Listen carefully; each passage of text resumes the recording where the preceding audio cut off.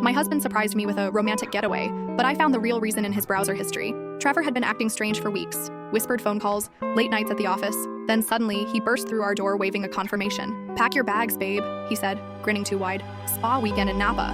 I should have been thrilled. We hadn't taken a vacation in 3 years, but something felt off. Trevor hated spas. He called them overpriced torture chambers. When I asked what inspired this sudden romance, he mumbled about wanting to reconnect. The night before we left, I used his laptop to print boarding passes. That's when I saw his recently visited sites.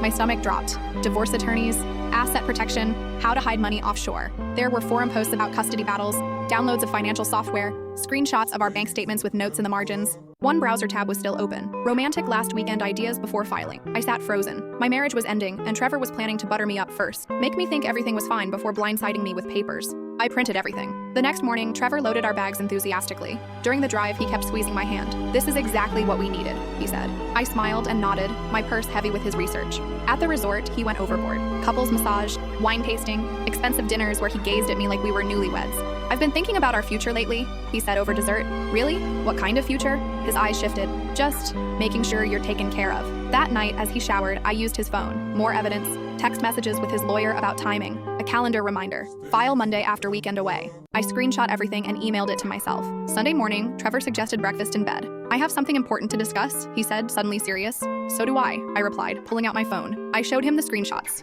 All of them. The browser history, the legal consultations, the forum posts about hiding assets.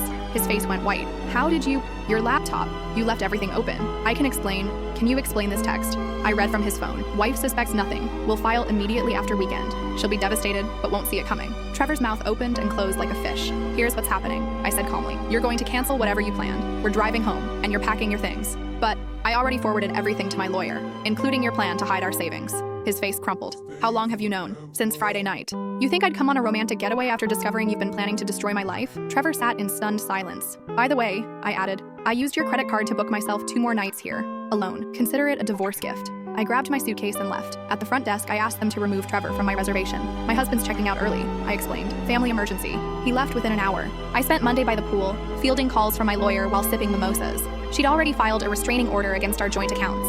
"Brilliant work documenting everything," she said. "His research will work against him now." When I returned home Tuesday, the house was empty. Trevor had taken only his clothes and left his laptop behind, still logged in. I forwarded those files to my lawyer too. 3 months later, our divorce was finalized. I kept the house, most of our savings, and gained something more valuable, the knowledge that I could outmaneuver a snake when necessary. Trevor now lives in a studio apartment across town, still wondering how his perfect plan unraveled. Sometimes I drive past his building and smile. He should have logged out.